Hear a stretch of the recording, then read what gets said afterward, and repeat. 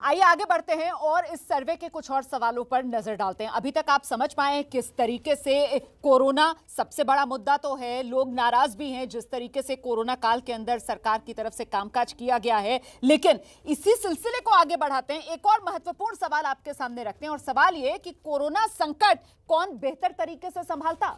राहुल गांधी, शहरी लोग 20% कह रहे हैं संभाल पाते, ग्रामीण लोग 23% कह रहे हैं। पीएम मोदी 66% शहरी लोगों का मानना है बेहतर तरीके से संभाल पाते, 62% ग्रामीण लोगों का कहना है बेहतर तरीके से संभाल पा रहे हैं। कह नहीं सकते 14% शहरी हैं, 15% ग्रामीण हैं। तो मतलब कुल मिलाकर इसका जवाब और मायने क्या हैं, अब ये देख लीजिए। मोदी पर राहुल गांधी के मुकाबले तिगुना लोगों का भरोसा है और इसके मायने बड़े साफ हैं कि इस संकट काल में भी राहुल गांधी की रेटिंग सुधर नहीं रही है। इस कोरोना काल में भी राहुल गांधी की रेटिंग नहीं सुधर रही है। अगला सवाल आपके सामने रखते हैं, सवाल यह कि आप किससे सबसे ज्यादा नाराज हैं। स्थानीय प्रशासन 5%, राज्य सरकार 17%, केंद्र सरकार 24%, कह नहीं सकते 54%। इसका मतलब क्या हुआ, आपके सामने दिखा देते हैं। मतलब सबसे ज्यादा नाराजगी इस सी वोटर के सर्वे के हिसाब से केंद्र सरकार से है। मायने ये हुए कि यूपी चुनाव से पहले ये सरकार के लिए खतरे की घंटी है, खतरे की घंटी जो बज रही है। सुमित जी, चुनाव महज कुछ ही महीने दूर रह गए हैं, केंद्र सरकार से नाराजगी है पर राहुल गांधी पर भी भरोसा नहीं है, ये इंपॉर्टेंट चीज है। विश्वास सारंग, मैं एक रिएक्शन आपका देना चाहूंगा। इस वक्त में जब देश को लग रहा है कि कोरोना से निपटने में नाकाम रही सरकार, केंद्र सरकार से नाराजगी है, लेकिन रेटिंग के मामले में आज भी राहुल गांधी से कहीं आगे प्रधानमंत्री मोदी। सुमित भाई, मेरी आपत्ति तो इसी बात पर है कि आप मोदी जी का तुलना राहुल गांधी से कर रहे हैं। किसी ने कहा है घुटने से टिके लोग, कोहनी पे झुके लोग, बरगद की बात करते हैं गमले में लगे लोग। कहाँ मोदी जी हैं और कहाँ राहुल गांधी हैं। मुझे लगता है हम डिस्कशन इससे शुरू करेंगे तो शायद हम सही दिशा में नहीं जाएंगे।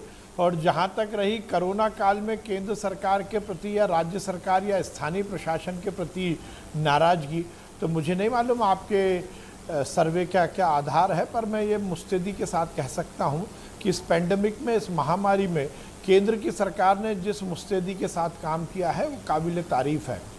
विश्वास भाई, आप तो चिकित्सा शिक्षा मंत्री हैं, मुझे आपको बताना नहीं चाहिए कि इस देश में बहुत सारे विघ्न संतोषी हैं। मरने वालों की तादाद 3 लाख का आंकड़ा क्रॉस कर चुकी है हर मुद्दे पर, और ये 3 लाख लोग जो गए हैं हमारे बीच से, जो स्वर्ग सिधार गए हैं, वो बीते इन्हीं 14-15 महीने में। विश्वास भाई, मेरा निवेदन है कि 137 करोड़ के देश में, इतने बड़े देश में जिस प्रकार से इस पैंडेमिक को केंद्र सरकार ने सुनियोजित ढंग से टालने की कोशिश की, चाहे वो लॉकडाउन लगाना हो, चाहे विड्रॉ करना हो, चाहे अर्थव्यवस्था को वापस पटरी पर लाना हो, चाहे वैक्सीन बनाना हो, और उससे बड़ी चुनौती 137 करोड़ के देश में जिस साइंटिफिक तरीके से वैक्सीनेशन प्रोग्राम को डिज़ाइन किया गया है, ये अपने आप में काबिल तारीफ है। सुमित जी, मुझे दिक्कत जब आती है जब विपक्ष के नेता बातें करते हैं कि हम कंपेयर करते हैं उन देशों से जिनकी पॉपुलेशन शायद हमारे बहुत सारे प्रदेशों की जनसंख्या से भी कम होती है।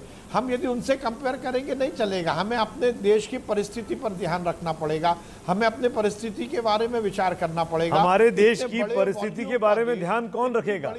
सरकारें रहेंगी ना, हुकूमतें करेंगी ना, मुख्यमंत्री करेंगे ना, चिकित्सा मंत्री करेंगे ना, और कौन करेगा? नहीं किया ना। 3 लाख लोग क्यों चले गए? 3 लाख लोगों को क्यों मरना पड़ा? क्यों ऑक्सीजन की कमी हुई? क्यों रेमडेसिविर की कमी हुई? आप मुझे समझाइए, आप तो चिकित्सा शिक्षा मंत्री। विश्वास भाई, सुमित जी, हमने तो जनवरी, फरवरी, मार्च में कह दिया कि हम कोरोना से जीत गए हैं।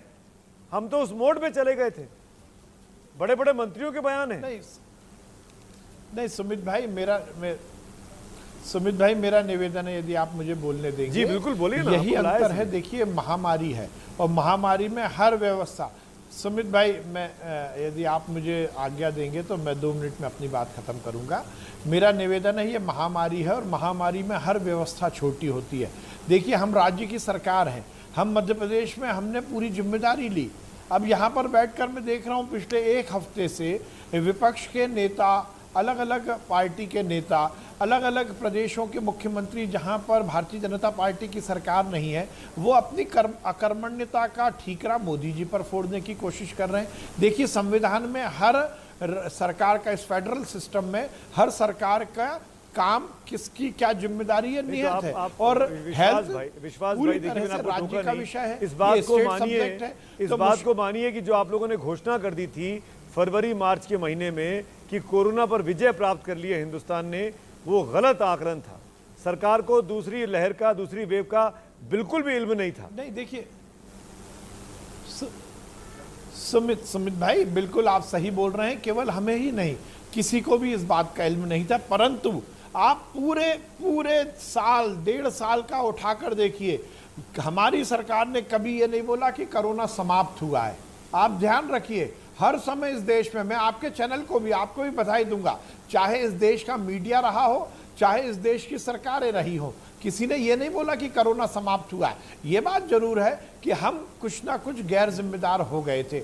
मैं ये नहीं कहूंगा कौन हुआ कौन नहीं हुआ, बयान है 5 या 6 मार्च का, अगर मैं गलत नहीं हूं, मुझे तारीख ठीक याद है, तो मार्च के पहले हफ्ते का बयान है, पहले पखवाड़े का, डॉक्टर हर्षवर्धन का। भाई विश्वास जी, मैं आपको कटघरे में नहीं खड़ा करना चाह रहा हूं, मैं आपको कटघरे में नहीं खड़ा करना चाह रहा हूं, लेकिन मैं ईमानदारी से कह रहा हूं, आप लोग सत्ता चला रहे हैं, आपके पास सारे संसाधन हैं, सारी रिपोर्ट, सारे इनपुट आपके पास आते हैं। देश के बड़े बड़े डॉक्टर, एक्सपर्ट, वैज्ञानिक, सलाहकार समितियां आपको रिपोर्ट्स देती हैं। ये आपका काम है देश को बताना कि सेकंड वेव आ रही है, ये आपका काम है बताना देश को कि थर्ड वेव आ रही है, हमको ये तैयारी करनी है, हमको इतने ऑक्सीजन चाहिए, हमको इतनी रेमडेसिविर चाहिए, हमको इतने आईसीयू चाहिए। ये नहीं कर पाए हम, और वही नाराजगी सर्वे में दिख रही है कि कोरोना से निपटने में सरकार नाकाम रही, वो नाराजगी दिख रही है। मैं लौटता हूं आपके पास, विश्वास भाई रहिएगा।